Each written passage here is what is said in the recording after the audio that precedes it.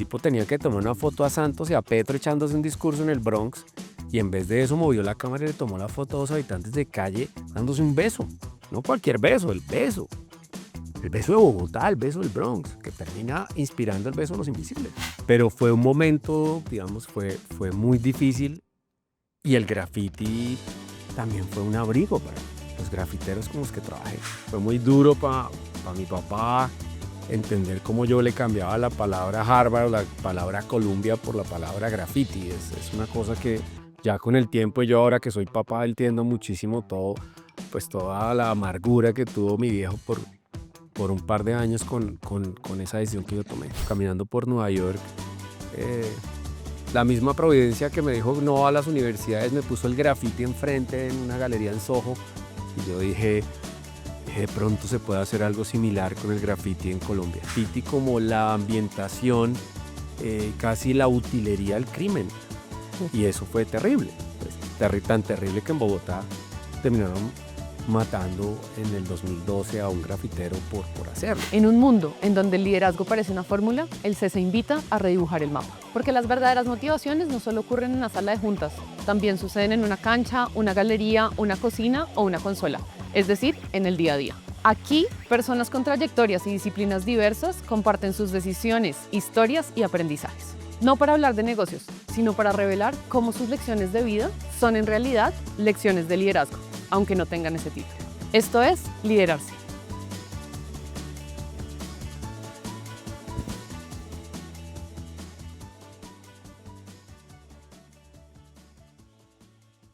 Camilo, bienvenido.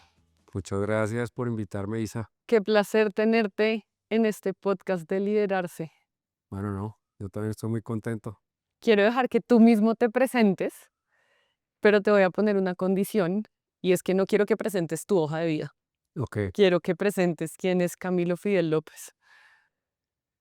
Bueno, Camilo Fidel López,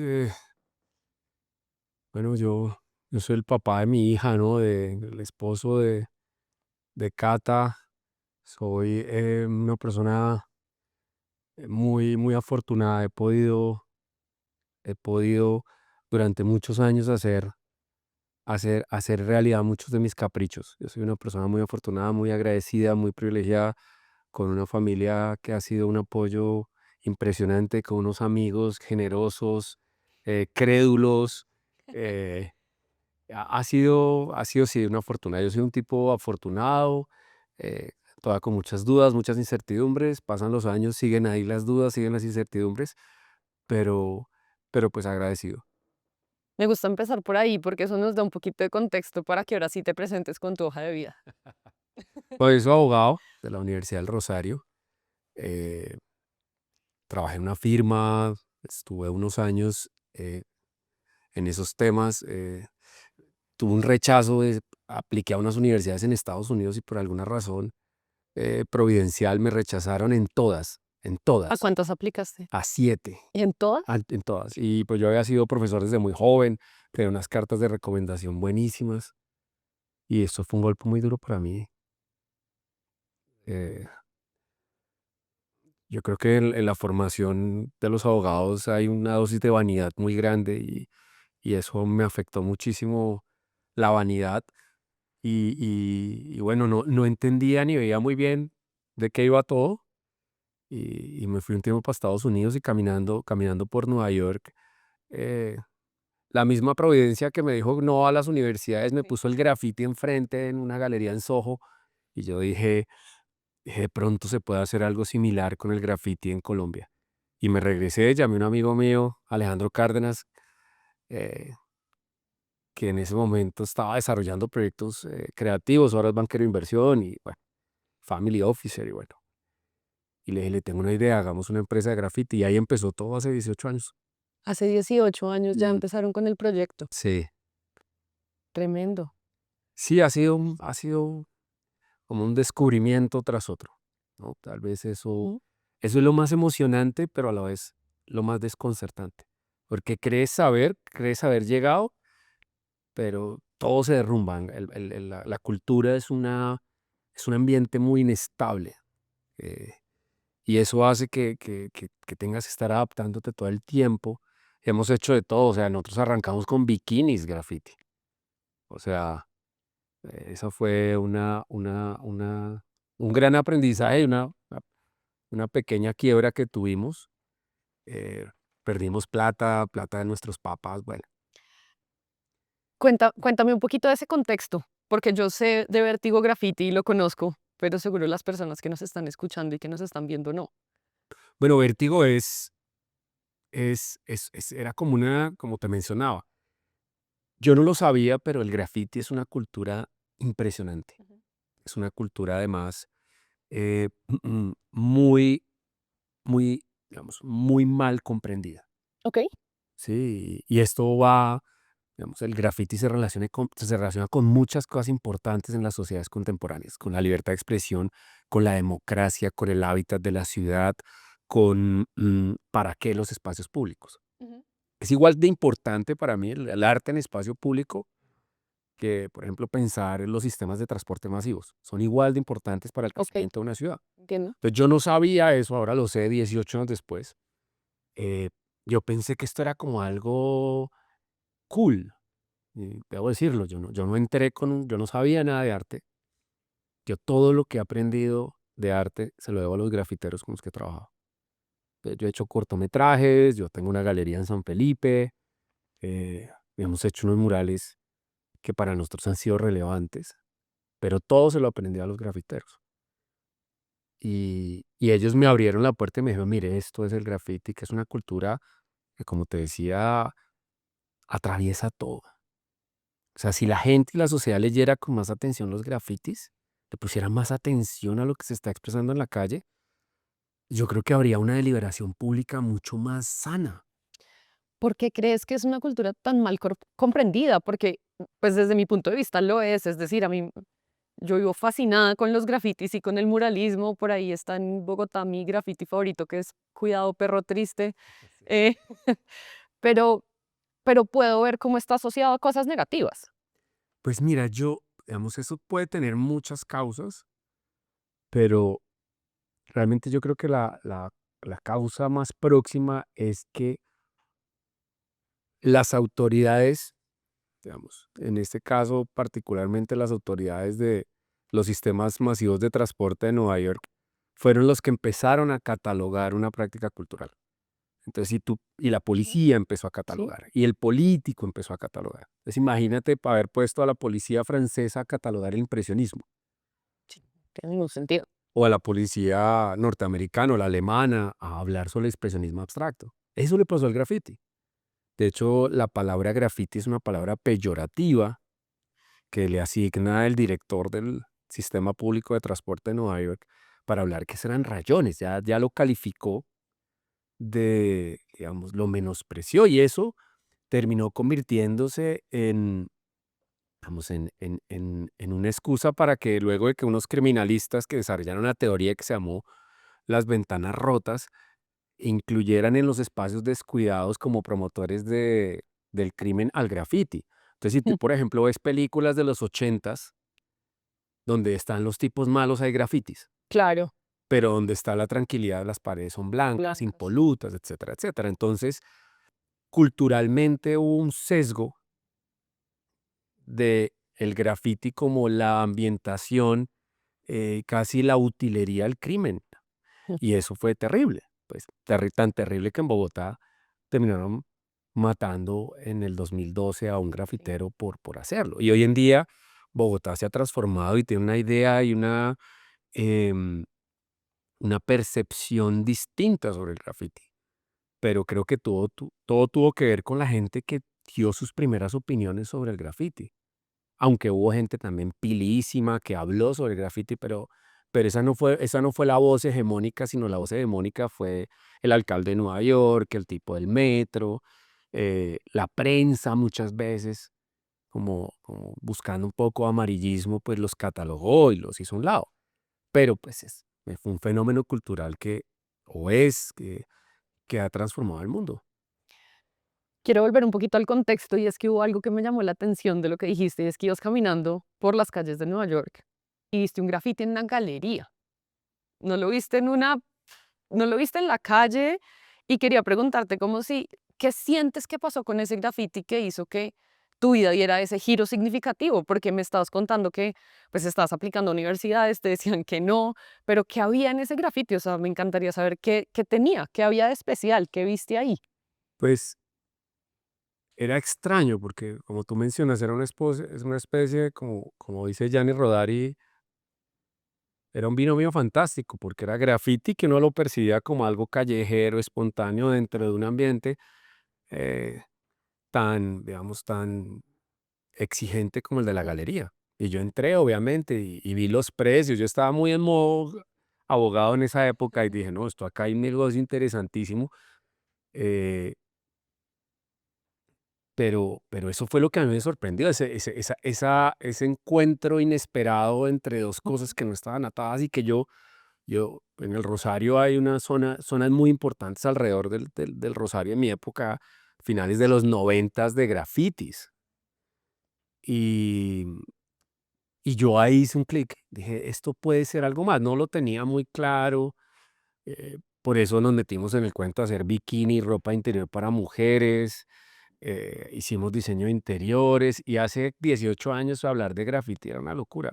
Fue muy duro para mi papá entender cómo yo le cambiaba la palabra Harvard o la palabra Columbia por la palabra graffiti. Es una cosa que ya con el tiempo y yo ahora que soy papá entiendo muchísimo todo, pues toda la amargura que tuvo mi viejo por un par de años con esa decisión que yo tomé. ¿Sientes que hubo, además de esa obra que me estás contando, como alguien en especial que te ayudó en ese rumbo, que te cambió ese rumbo? No, no estoy hablando como de alguien importante o famoso, no, como alguien o algo, porque puede ser algo, por supuesto, que tú digas, yo tenía como esta intuición, ¿verdad? De que acá había algo, además me encanta porque me dices como, bueno, yo todavía estaba en mentalidad de abogado. ¿En qué momento esa mentalidad de abogado, si es que se fue y si hubo alguien o algo que tú dijeras, acá cambié mi rumbo? Este fue el momento como de quiebre o de... Pues yo creo que fue haber tenido un socio como Alejandro Cárdenas.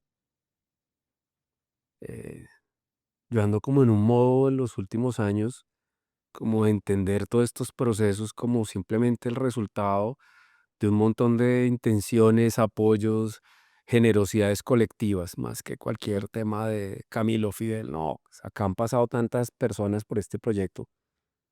Y yo creo que Cárdenas decía que quería hacer cosas creativas en su vida y en ese momento estaba haciendo un juego de rol.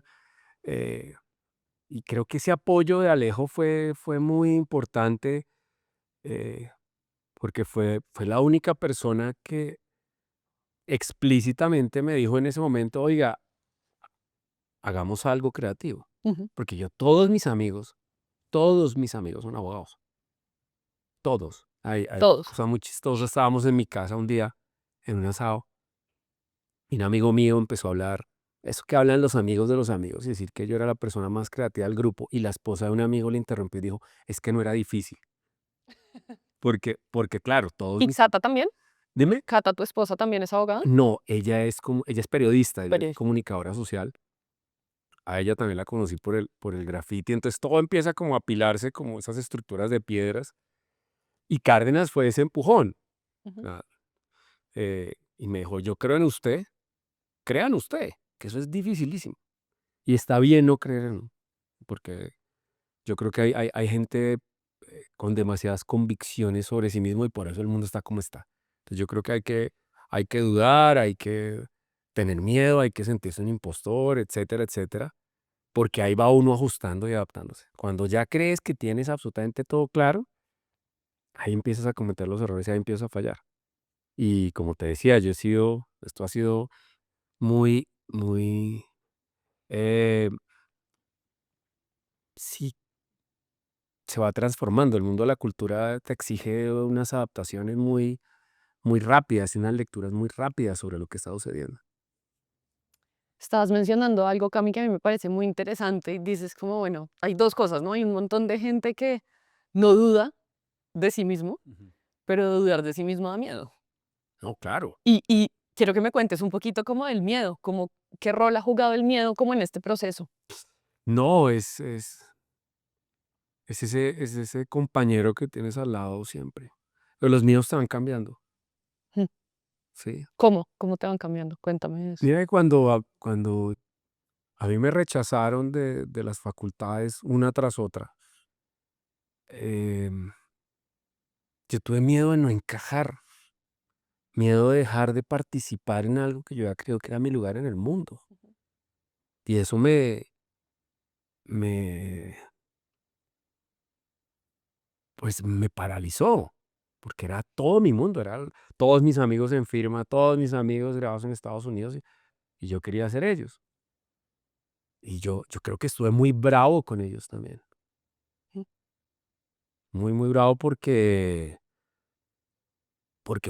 la vanidad es una ceguera muy extraña, ¿no? Yo tengo un amigo también que ha sido súper generoso, que es mi inversor principal en los documentales que yo hago, que se llama Oscar Otazaura. Y el Mama Galli dice: "Usted estaba muy bravo con nosotros y a usted le daba mucha rabia todo lo que hacíamos, pero sabíamos que usted estaba pasando por una cosa muy difícil, lo único que hicimos fue estar ahí. Así usted nos dijera que eso no tenía sentido, no tenía rollos". Yo, además, era muy fuerte porque yo seguía siendo profesor de derecho En el Rosario. en el Rosario. Y fue muy duro porque yo me di cuenta, los profesores tenemos digamos, tenemos que ser muy cuidadosos, porque yo no sabía lo que estaba transmitiendo incluso. Digamos, aprovecho para pedirle disculpas a todos esos estudiantes que hicieron parte de mi despecho con las leyes. Ya estoy bien, ya estoy muy reconciliado con el derecho, pero me pasó que me iba a subir a un avión, íbamos de viaje con unas amigas y estábamos, habíamos tomado whisky, alguna vaina así, entonces estábamos como contentos y me subo al avión y encuentro, yo no me acuerdo de todos los estudiantes, pero el Rosario ahí tiene esta costumbre de llamar doctor a todos los profesores. Sí. Entonces, todo el que me llama doctor es de ese, Fue un estudiante tuyo. fue un estudiante mío. Claro. Doctor Camilo, ¿cómo está? Yo, ay, me acuerdo muy bien en la entrada del avión. Y yo, ¿cómo está? ¿Cómo le ha ido? Y me dijo: "Usted tenía razón". Y yo le dije, estaban ahí ellas y como: "¿Razón de qué?". Y me dice: "Usted tenía razón, el derecho es una mierda". Y yo le dije: "¿Yo cuándo le dije eso?". Me dijo: "No, en las clases, se sentía". Wow. Me voy a ir ay, me dijo: "Y mi novia va a estudiar algo que sí vale la pena". Y yo: "¿Y qué va a estudiar?". Y me dijo: "Antropología en NYU". Y yo le dije: "Hermano, pero eso es lo mismo, es un lenguaje, o sea, no lo desprecie". Claro, el daño ya estaba hecho, pero sí tuve ese miedo de no participar hasta llegó un punto en el que dije: "No importa, eh, pues este es el rumbo que yo decidí tomar".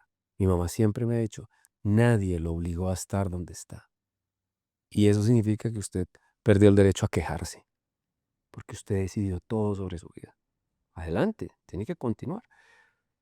Pero fue un momento, digamos, fue muy difícil y el graffiti también fue un abrigo para mí. Los grafiteros con los que trabajé.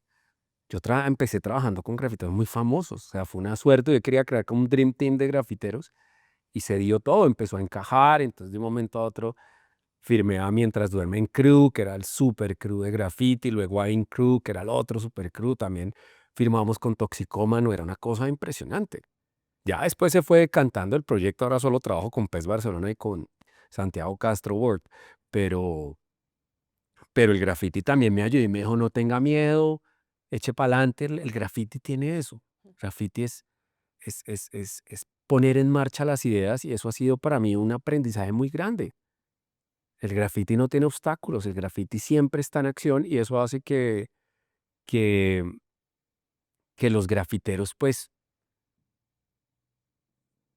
no se detengan como a dudar o pensar tanto, sino actúan. Y yo, digamos, de alguna forma incorporé en la psiquis eso de hacer graffiti. Entonces, cuando me dijeron cuando quería hacer cine, pues hice cine. Cuando quise hacer una galería, pues hice galería. Pues claro, hay muchas cosas para mejorar. Tampoco me siento un experto, pero el graffiti me enseñó a hacer. Camilo, ahí quiero conectar con algo y es, pues tú eras pues eres, pero eras un abogado. O sea, eres un señor que venía de otro mundo, ¿no? ¿Por qué creyeron en ti los grafiteros? O sea, esta gente que es tan distinta, porque yo estoy asumiendo, ¿no? Pues como estas personas tan distintas a los abogados. O sea, estoy asumiendo que hay una distancia importante ahí. Cuando tú les muestras este proyecto, ¿por qué creen en ti? Yo creo que todo el equipo, o sea, mientras duermen crew, in crew, incluso toxicómano, digamos, en ese momento todavía se estaba empezando un proceso de transformación del graffiti. Y ellos estaban entendiendo que necesitaban un colaborador, digamos, eh, buscar a alguien que ampliara un poco las dinámicas de ellos. Ellos ya estaban, digamos, de cierta forma muy curtidos en pintar la calle.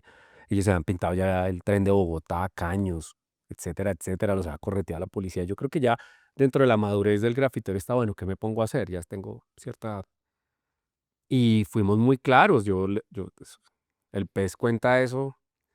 Yo les hacía firmar acuerdos de entendimiento.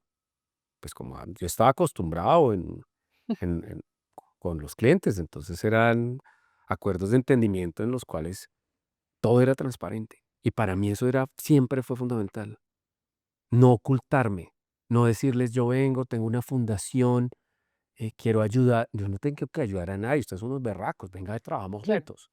esto es un Entonces, tema y de le colaboración. hagamos plata, busquemos marcas, busquemos alcaldías, busquemos Ministerio de Cultura, hagamos algo, pero esto tiene que tener un sentido económico y de oficio porque ya tengo 27 años, soy un abogado y acabo de dejarlo todo, pero no puedo abandonar pues esa idea de subsistencia que pues que ya tenía una carrera, ya tenía Mm. una especialización, etcétera.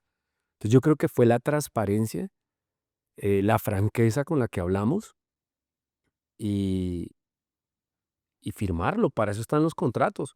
Los contratos son una forma de allanar, de aplanar las sospechas. Por eso la gente de casa, para evitar las sospechas. Claro. Un contrato. Sí. Entonces, eh, pues sospecho que me va a dejar o me va a dejar de amar, pues venga, le hago firmar este papel para que así me deje amar, no me deje. Alguna cosa así muy extraña. Entonces, firmamos todo y todo fue muy transparente. Y el tema de la plata siempre fue transparente, porque ese es un problema grande que tiene la cultura. Que yo siempre he dicho que son muchos lobos disfrazados de ovejas de colores, ¿no? Entonces, y han sido muy críticos conmigo por esa idea, digamos, no empresarial, pero sí muy pragmática del graffiti, decir esto tiene que dar, y tiene que dar bien. Que aún no lo hemos logrado del todo, pero ahí ese es el camino. ¿Hace cuántos años estás con Vertigo Graffiti? 18 años cumplimos este año, 18 años, sí.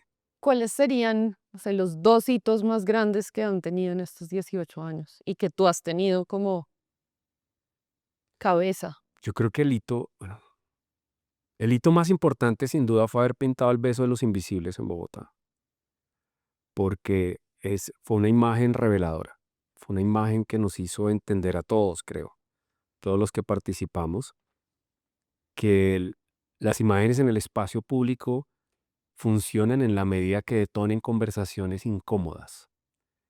Y esa conversación del beso era como una persona tan deshumanizada por la sociedad como un habitante de calle tiene un gesto tan común y tan frecuente como es un beso. Entonces también la ironía de pintar dos habitantes de calle en 400 metros cuadrados, unos tipos que eran invisibles, pero volverlos los más visibles de la ciudad. Claro. Y son la pareja más visible de Bogotá, bueno, de Colombia, No, yo creo que sí. porque Todos los hemos no, visto, no por lo conozco menos. otra pareja de ese tamaño. Y pues el beso tiene ya 12 años. Entonces eso nos dijo, bueno, este es su desafío. O sea, tiene que pintar cosas incómodas, tiene que pintar cosas relevantes, tiene que construir unos relatos poderosísimos para que la gente entienda que la calle importa.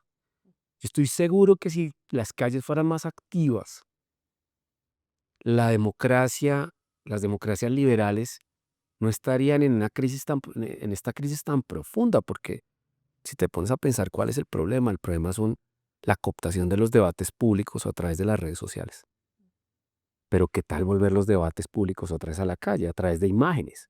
Volver a confiar en la idea de que el otro piensa distinto. Ese sería el primero. Y el segundo hito, yo creo que fue cuando regresé en el avión con Santiago y con Ricardo de Seúl, cuando pintamos en Corea del Sur y atravesamos el Pacífico por detrás. Y yo solo veía mar y mar y mar y mar y mar. Y empecé a pensar los países que habíamos pintado, que arrancamos en Estados Unidos, luego Bélgica, Canadá, fuimos a Medio Oriente, fuimos a Turquía. Y decía, juepucha, le dimos la vuelta al mundo. Y esa sensación de también como un poco de zozobra, ¿no? ¿Y ahora qué? ¿Y ahora qué me voy a poner a hacer? Si ya hice este hito que quería completar. Y llegamos acá y todo, pues digamos, todo se transformó por lo mismo que te decía, la inestabilidad, la cultura, todo cambia. Bogotá tiene un problema muy grave y es que la cultura es cuatrinal. Imagínate qué hubiera pasado si el Renacimiento le hubieran puesto cortapisas cada 4 años, que dependía de qué autoridad decía en dónde se enfoca. Entonces yo he sido un enemigo, pues a mí me ha ido, hicimos el beso con Petro, que hay que decirlo, la regulación cambió en esa alcaldía. Luego llega Peñalosa, hicimos Distrito Graffiti con Peñalosa, 120 murales. Llega Claudia López, silencio absoluto. Cigarras, salvo con la fuga con Margarita Díaz, que hicimos un proyecto maravilloso. Y ahora con Galán estamos otra vez engranando. Pero imagínate el proceso cómo es de inestable. Claro, toca cada vez que entra alguien nuevo Y, volver a y reconstruir. no debería ser así porque la cultura requiere una voluntad que permanezca en el tiempo. O sea, no podemos cambiar cada 4 años. Entonces ha sido un rollo y no solamente para Vértigo, para todos los artistas. Tú puedes entrevistar a cualquier grafitero, cualquier artista que trabaje en el espacio público y te va a decir que esa inestabilidad es mortal. Tú ahorita hablabas de algo que me pareció divino, que son las generosidades colectivas. Ujú. Y estaba pensando, y por favor corrígeme si estoy equivocada, pero El beso de los invisibles pues está inspirado en una foto, ¿verdad?, de Héctor Zamora. Em, y creo que hay como unas cosas que son invisibles para nosotros en el graffiti, es decir, nosotros como personas que observamos el graffiti y el muralismo em, de una forma no conocedora, estamos viendo cosas muy distintas posiblemente de lo que quería verse ahí. Y por detrás hay muchos. Sí. Cuéntame un poquito de cómo ha funcionado eso. Pues digamos que hay otra idea absolutamente nociva en la cultura y en los agentes culturales y en los artistas y es que pueden solos. Nadie puede solo en la cultura y en el arte en Colombia. Nadie. Porque es una economía muy compleja, porque hay mucho ego, guión, apetito Ujú. y tenemos que aprender a colaborar más. Y de nuevo, el beso, yo vi la foto de Héctor Fabio Zamora en 2012, dije, esta foto es maravillosa y cuenta la historia de amor más importante de Bogotá. Es que es el amor ante la peor de las adversidades, que es vivir en la calle. Eso es Bogotá. Bogotá no es una ciudad jardín, ni es una ciudad cosmética. Bogotá no huele a chicle.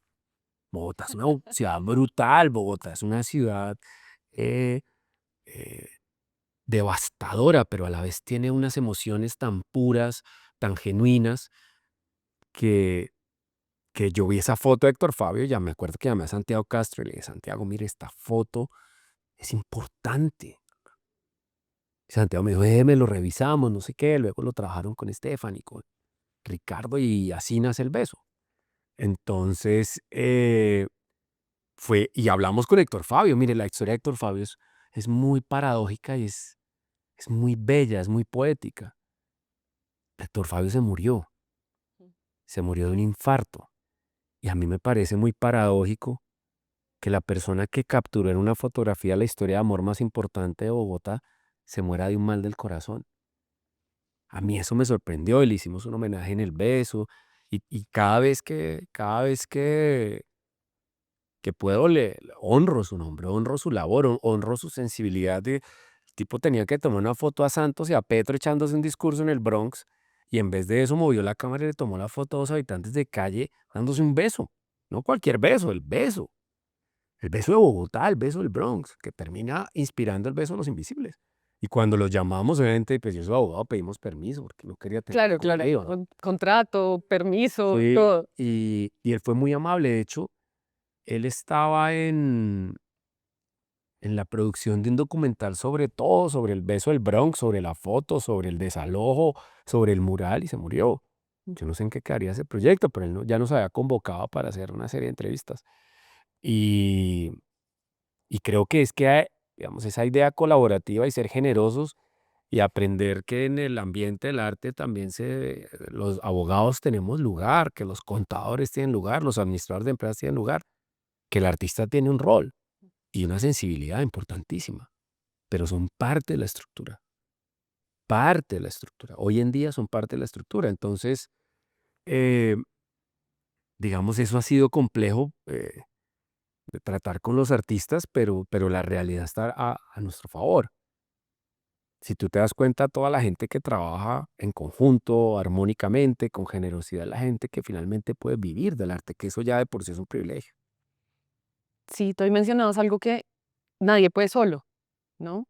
Y eso conecta con una pregunta que te tenía y es, en tu oficio actual, ¿qué peso le darías tú a tu mérito individual, como tus decisiones que has tomado individualmente, versus las condiciones del entorno? Porque no sé si has, dado que estás mencionando que nadie puede solo, no sé si hay como algo contextual que te obliga a trabajar con otros. No, claro. Mira, yo luché mucho con la idea de ejercer el liderazgo en Vértigo, años enteros. Tenía cierto pudor por aparecer. Yo quería que todo estuviera en el centro del arte, de los artistas. Los artistas estuvieran en el centro, más bien. Y, pero un tiempo para acá, yo creo que gracias a mi esposa, que es una mujer mucho más práctica que yo, sustancialmente más práctica, me di cuenta que yo estaba arriesgando mucho y que un líder es el que más arriesga. De hecho, creo que la crisis del liderazgo mundial es porque los líderes no arriesgan, pero en Vértigo el que más arriesga soy yo. Yo estoy arriesgando incluso a mi familia por continuar este proyecto.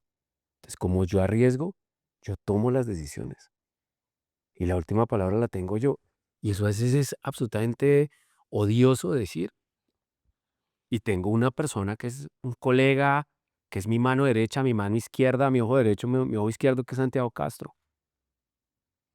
Y Santiago es un artista raquísimo. Fue el primer grafitero en la historia de Arbo en participar en Arbo. Ahorita que estuvimos en agosto, Qué nota. en septiembre en Arbo. Y le fue divino y vendimos divino con Santiago. Y yo un día senté a Santi hace unos meses. Le dije, Santiago, yo estoy arriesgando mucho y como yo estoy arriesgando mucho, voy a tomar las decisiones yo. No significa que esto sea el principado de Camilo Fidel, por supuesto que no. Oigo más que nunca, porque ya sé que las decisiones las tengo que tomar yo finalmente y que la DIA no va a ir detrás de los artistas, ¿no? No, ni si hay un problema marcario, la superintendencia no va a ir detrás de va a ir detrás de Camilo López. Entonces, como yo soy el que pongo el pellejo, yo lidero. Entonces, si te das cuenta, la crisis es que hoy en día los líderes toman unas decisiones que no les cuestan y son otros los que ponen el pellejo por ellos. Entonces, a mí digamos, la revelación que tú es, si mi oficio va a tener una carga emocional para mí, para mi esposa, para mis papás, para mis amigos, pues puedo asumir la responsabilidad completa de todas las decisiones que tomo. Las consulto, las pregunto, las dudo, pero finalmente digo sí o no. Y pues por lo pronto ese cambio de enfoque de liderazgo, pues me ha funcionado. Me ha dejado mucho más tranquilo y cuando se presentan los problemas digo, son sus problemas. Resuélvalos. Muy mi mamá, muy mi amigo Oscar Tasaura, muy mi papá. Resuélvalo. Usted tiene salud, todavía tiene mucha juventud. Hágalo. Entonces me he puesto como en el plan de decir, más que lo que tú decías, más de asumir como un líder, Ujú. es decir, yo soy el responsable de esto. Yo soy el que firma los contratos. Yo soy el que aparece en la Cámara de Comercio. Yo soy, y no es un ego, es decir, es que donde la avalancha llegue, como ha llegado 3 o 4 veces en 18 años, yo fui el que responsable. Cuando Cárdenas se salió, ¿quién quedó? Yo. ¿Mm? Cuando a veces hay que llegan esos emails de la DIAN que pueden a temblar todo, ¿no? Eso es horrible, Dios mío. Eso es la pesadilla del adulto, es el coco, es la DIAN. O sea, la DIAN está debajo de la cama, en el armario, y sobre todo el sector cultura, que a veces estamos tan desprotegidos por los sistemas tributarios. Pues estoy solo. Y entonces digo, no, pues yo tomo la decisión. Eso me encanta porque pues tiene todo que ver de lo que va pues este proyecto que estamos haciendo y es que muchas veces vemos el liderazgo como algo hacia afuera, es como lideramos a otros, Mm. pero tú acá lo estás trayendo hacia ti y es liderarse y liderarte. ¿Qué conversación tienes más recurrentemente contigo mismo como tu propio líder? Mire, hace poquito yo estaba con un tipo que es muy querido del barrio San Felipe, tiene una galería espectacular que se llama Plural. Juanfe va a ser papá en 5 meses, 4 meses. Y estaba pues con los sustos típicos de la paternidad. Y yo le decía, nos sentamos, me acuerdo, en Arbo, me decía, tengo miedo. Yo le decía, no, yo también estoy muerto del susto. La mía tiene 5 años, Ignacio nació ahorita en 15 días, mi segundo hijo. Pero yo simplifiqué todo. Le dije. Y yo, esa conversación que tú mencionas, yo la tengo todo el tiempo. ¿Qué está diciendo mi hija de mí? Es eso. ¿Qué va a decir mi hija? Entonces, mi hija es muy locuaz. Tiene mitad de sus genes son paisas, entonces habla mucho. Y pues imagínese, hija mía también. Y ella dice, mi papá es artista. Yo después le digo a los 18 que yo soy abogado, pero dice, mi papá es artista y tiene una galería de arte contemporáneo. Pues ahí medio, con la lengua medio soltándose. Y yo digo, le decía a Juanfe, es que lo único que necesitamos hacer es que los hijos de uno tengan una historia bonita que contar de uno. Entonces yo todos los días tú me preguntas, ¿qué historia está contando su hija? ¿O qué historia va a contar cuando tenga 10 años, cuando sea un adolescente y le parezca hartísimo todo lo que yo haga?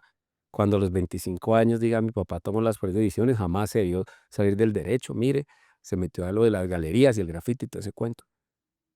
Pero la conversación que yo tengo, bueno, piénselo a su hijo. Y yo siempre digo, porque esto es difícil y yo soy un ser humano. Hace poco me pasó una vaina muy chistosa y es que tuve una rabia muy tenaz en la galería y me puse furioso. Yo no suelo ponerme furioso, pues ya me puse furioso.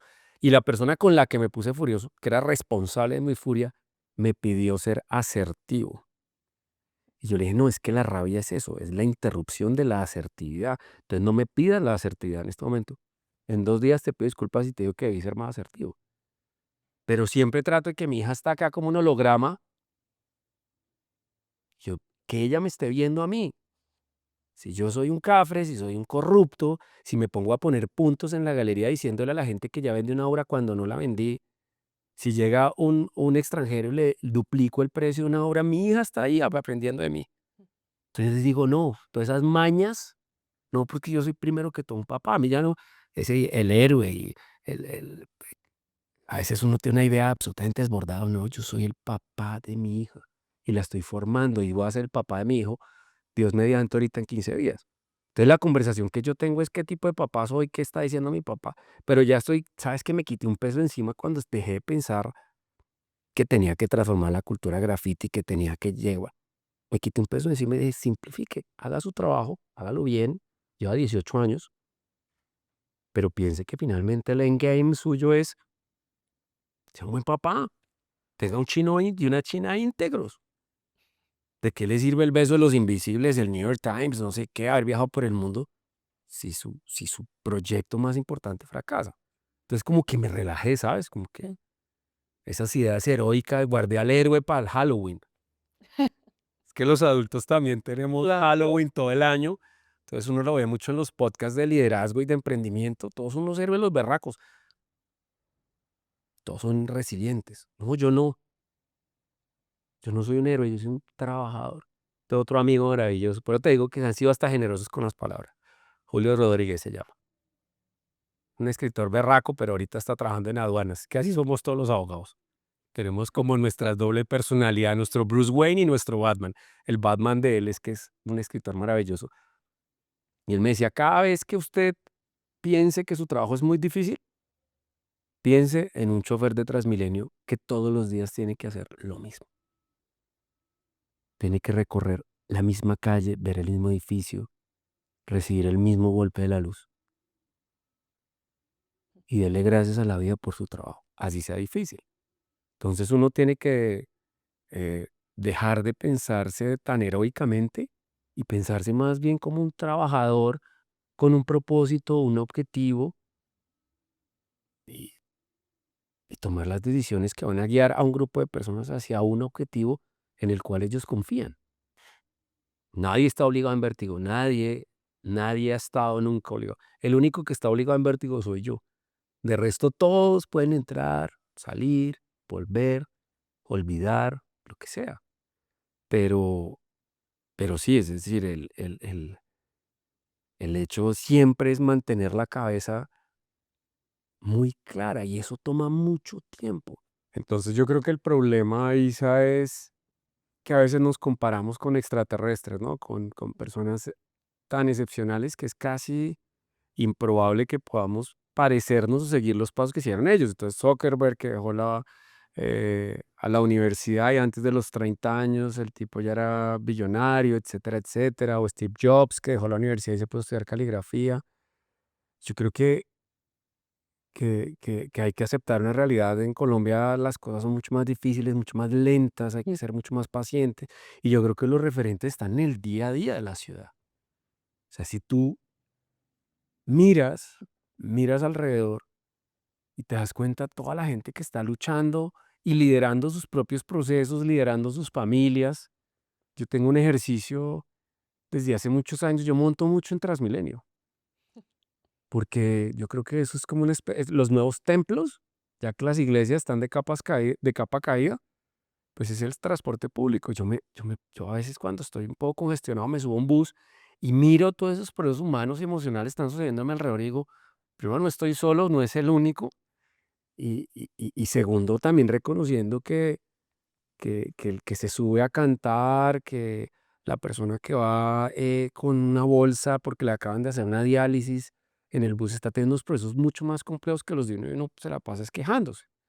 Entonces, esa mirada a la gente luchando por sus vidas día a día, como decía mi amigo Julio Rodríguez, es que la gente, toda la gente y no ideologiza todo, o sea, el chofer del bus coge y arranca hacia el gobierno, sea izquierda, derecha, Trump, Petro, Bukele, arranca porque es su vida. Entonces, digamos que siempre critico todos esos fenómenos espectaculares del emprendimiento, donde nos hablan de Facebook, donde hablan de Amazon, donde hablan de, no sé, de unos fenómenos que primero, o sea, nacen unas economías muy distintas a las nuestras y segundo, de unos valores muy distintos y muy inalcanzables, ¿no?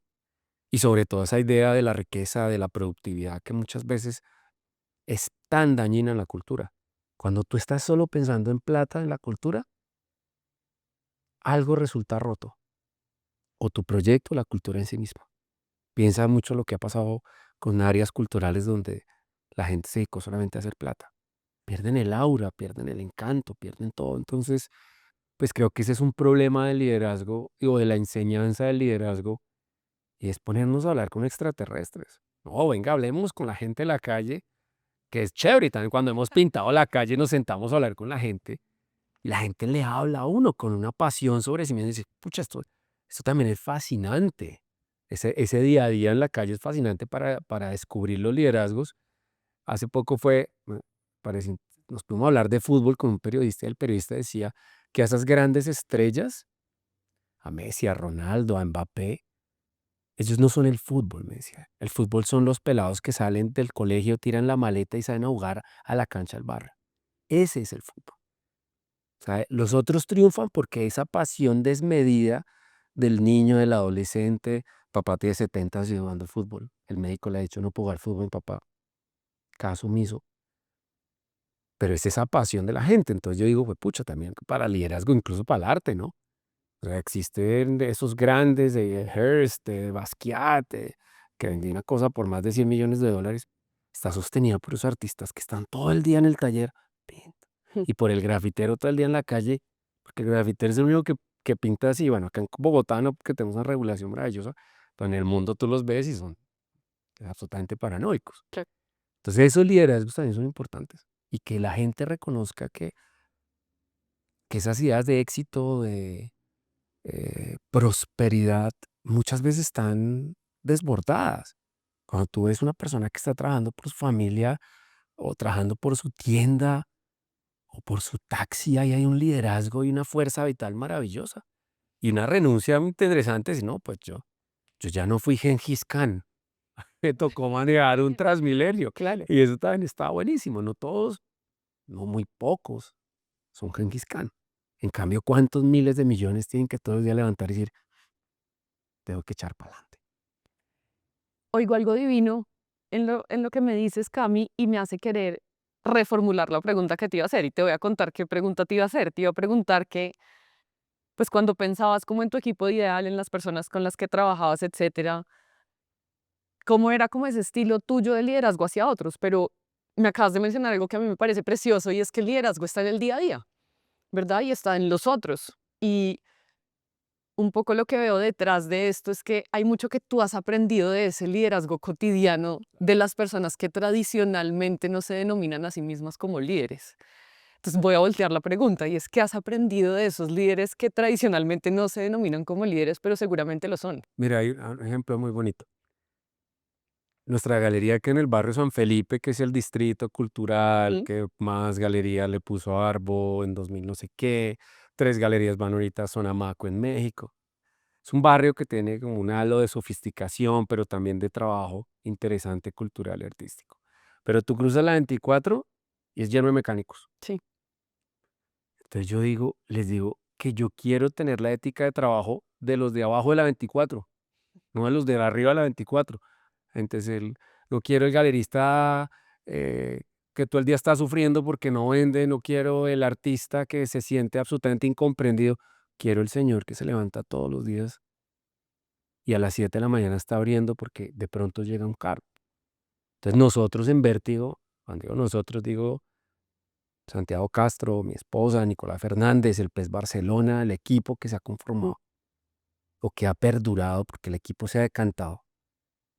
Pues les digo, tenemos que llegar a trabajar algo más que el otro, porque esa es nuestra ventaja competitiva. A mí eso me lo enseñó Hugo Palacios Mejía, que fue el abogado que me enseñó a trabajar a mí en la firma de él, y era, recorra 100 metros, eso suena muy gringo, muy libro, muy, pero sí es cierto, si usted está capaz, si usted es capaz de levantarse media hora más temprano que su competencia, ahí hay una ventaja Mm. comparativa. Sin las locuras de la productividad, por supuesto, del club de las 4 de la mañana y no sé Cosas. qué, y las dietas, no, no. Pero entonces sí digo, cuando miro a cuando vamos a almorzar a veces abajo de la 24 y veo a esos mecánicos desmontando llenos de grasa, yo no los veo quejándose, los veo muertos de la risa, los veo tranquilos.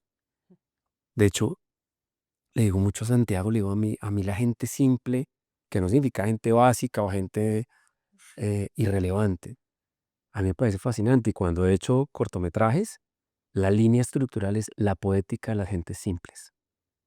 ¿Dónde está esa poesía que está en todos, en los oficios del pescador, del que cuida el manglar, de la vendedora de mercado, de basurto, del trans que está en la calle ganándose la vida? Entonces sí, es como buscar esos y aprenderles que es trabajar y levantarse y que la vida es sencilla. La vida es sencilla. Por supuesto, los dilemas filosóficos que tiene a veces uno trabajando en el arte, pues son maravillosos, pero finalmente la vida es sencilla. Levántese a trabajar. Vaya por el mamut. Vaya por el mamut. El mamut no se le va a morir ahí en la mitad de la cueva. No le va a timbrar el mamut en la cueva y le va a decir, venga, cáseme. No toca salir a buscarlo. ¿Cuál es tu relación con la intuición? ¿Y cómo crees que se relaciona con toda esta conversación que hemos tenido? Mm. Pues yo le creo muchísimo. Y sobre todo en las relaciones personales. Cuando algo empieza cuando algo empieza a no sentirse eh, armónico con las personas que me rodean, ahí trato de ponerle atención a eso. O sea, la intuición, yo creo que más allá de los negocios, porque sería absolutamente desproporcionado decir que yo soy bueno para hacer negocios, pero sí con las personas que me rodean. He empezado a desarrollar como una especie de intuición, pero no sobre que este es bueno o este es malo. ¿No? Es puedo o no puedo trabajar con esta persona. O sea, sencillito.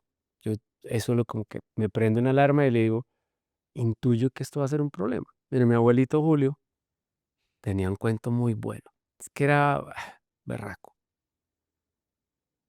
En la salida de mi colegio vendían pollitos de colores. Y yo he sido el típico niño caprichoso que quiere todo, siempre. Y yo quería un pollito. Y yo, abuelito, abuelito, quiero un pollito, abuelito, quiero un pollito. ¿No? Me dijo algo tan impresionante. Yo era chiquitín, tenía 9, 10 años. Y él era como filósofo, como que hablaba como en clave. Y me dijo, tesoro, porque me decía tesoro, pues es que tengo autoestima, le iba a mover a veces, que mi abuelita me decía tesoro, imagínate, tesoro. Y me dijo, tesoro, en la vida uno no tiene que comprar las tristezas. Y yo, ¿cómo hace abuelita que no compraste? Me dice, ese pollito cuesta una plata y tú vas a gastar plata en el pollo. Pero ese pollito se va a morir porque les ponen colores, por eso son de colores. Entonces tú estás pagando para algo que te va a causar una tristeza. No hagas eso nunca. Y a mí se me quedó eso. Entonces cada vez que sucede esa intuición para mí es como una especie de racionalización de tesoro, no compres tristezas. Entonces yo no compro tristezas. Si no funciona con un artista, chao. Hay 1000 oportunidades más. Si tiene que tener una conversación incómoda con otro, no sé, con otro galerista, téngala. No compro tristezas. Para tristeza la vida, para tristeza la vejez, para tristeza la enfermedad. Pero uno ponerse a trabajar para causarse tristeza, no. Entonces yo creo que ese nivel de intuición, como que te digo, es más personal, es más con la gente que me rodea. Y he hecho amigos maravillosos, ¿sí? Hay gente con la que hemos salido disgustados. Eso es normal, natural. No existen las amistades absolutamente planas. Pero he hecho unos amigos que me han ayudado mucho, muchísimo. ¿Qué deberíamos preguntarnos más seguido? Mm. Yo creo que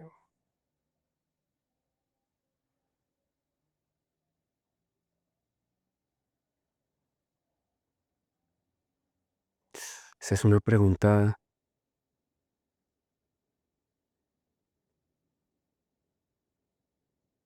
Conectémoslo con lo simple. Sí, yo creo que más bien es eso. Es cómo puedo hacer mi vida más simple. Esa es una gran pregunta. ¿Cómo puedo abandonar esas cosas que me pesan? Qué tristezas en términos de mi abuelito Julio, qué tristezas estoy comprando, ¿no? Para darte un full circle de lo que te acabo de decir. Pucha, qué tristeza estoy comprando, que es innecesario. Yo desde que tengo la galería he tratado de pensar siempre en dejar lo innecesario. Es durísimo, porque a uno le fascinan las cosas innecesarias en la vida. Pero es bueno, qué amistad, qué negocio, qué cliente, qué artista es innecesario. Sin decir que la gente sea eh, prescindible, no, desde luego que no, sino simplemente que no está dejando que la cosa sea más simple, más básica. Usted pueda sentar tranquilamente a comer crispetas con su hija viendo Mickey Mouse, eso es la vida, verla en una bicicleta. Eso cualquier papá del mundo va a decir que prefiere a su hijo en la bicicleta es que ganarse pues un Oscar o ganarse, no sé, el unicornio, no sé qué, award por hacer no sé qué vainas, no. Entonces yo creo que es eso, pues sí, seguir los proyectos, pero también dejar de tener una idea tan grandilocuente de uno mismo. Uno es un trabajador, punto. No, no me tocó en esta vida ser heredero, Isa, me tocó trabajar, Un entonces, líder del día a día. sí, sí, liderar día a día los miedos, los demonios, las fascinaciones que a veces uno tiene por uno mismo. Es el espejo ese terriblemente malo para uno. Decía Borges que era abominable porque lo multiplicaba, Mm. multiplicaba al humano. Entonces, eh, yo creo que es eso, es simplificar, aplanar, allanar y trabajar durísimo. La gente que está en la cultura tiene que trabajar el triple de los que están en banca de inversión y los que están en real estate y los que están en no sé qué cuentos. La gente de la cultura tiene que ser un minero, a oscuras, con el ambiente en contra, pero con unas jornadas de trabajo muy, muy estrictas, porque es muy difícil hacer cultura. Y la cultura, debo decirlo, está llena de vagos, charlatanes, envidiosos. Entonces, sea el tipo que trabaja, que se levanta, que pinta. Mira, hay una historia, José Rosero, un pintor que trabaja conmigo, maravilloso, se hizo amigo conmigo en el camino. Yo tenía la oficina donde él tiene su taller, en Teusaquillo, y un 31 de diciembre, eso que uno tiene una vaina en la oficina, no me acuerdo qué era una vaina para la cena de fin de año. Y yo tuve que ir a la oficina el 31 de diciembre a las 5 de la tarde, me fui, pa. Y llegué y abrí la casa y me di cuenta que no tenía alarma y me pareció rarísimo.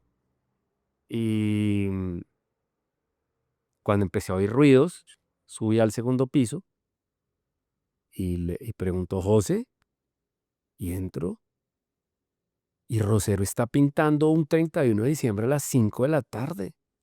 Y le digo, ¿usted qué está haciendo acá? Me dice, es que estos son los días más maravillosos para pintar. Y claro, Rosero hoy en día le está yendo muy bien, estuvimos con él en Arbo y todo el cuento y nos fue divino. Y vende muy bien y tiene un proyecto maravilloso que se llama Casa Tinta, pero es porque el Rosero, ¿sabes? Cuando estábamos en Arbo teníamos que entregar una serie de pinturas, se enfermó de la mano, de tanto pintar. Y me llama y me estoy preocupadísimo, no puedo pintar. Yo pues pare y cuídese, lo importante es que se cuide. Claro, yo así con la gota que tenía Claro. el inversionista que me decía, "Eh, no importa que hagamos plata, pero ojalá hagamos plata, que eso es lo peor peso que te puede decir un inversionista. Y además el padrino de mi hija, pero es eso, entonces, es yo a veces digo, pucha, hay una gran ventaja también en la cultura y es que hay mucho vago. Entonces trate usted de ser mucho más juicioso que el resto y ahí ya por lo menos tiene un factor de productividad que le va a dar pues, pues le va a permitir estar adelante de un grupo de gente que simplemente está diciendo pendejadas. Camilo, ha sido un placer para mí tener esta conversación contigo. No, para mí también, para mí también. Eh, Te tengo una última tarea Dale. y es que te voy a entregar este tablero Ajá. y quiero que en él me escribas una palabra o una frase que tenga que ver con ese liderazgo del que hablabas del día a día. Algo que quieras que el resto de personas que nos están viendo y que nos están escuchando se lleven. Pues, Que es cuando termines lo puedes voltear y mostrárselo a la cámara para que lo podamos leer.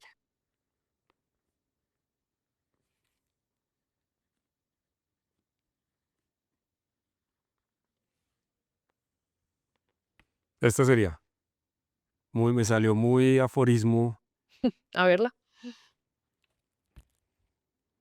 Ante la duda, mira alrededor. Ese sería Eso, gracias. el consejo.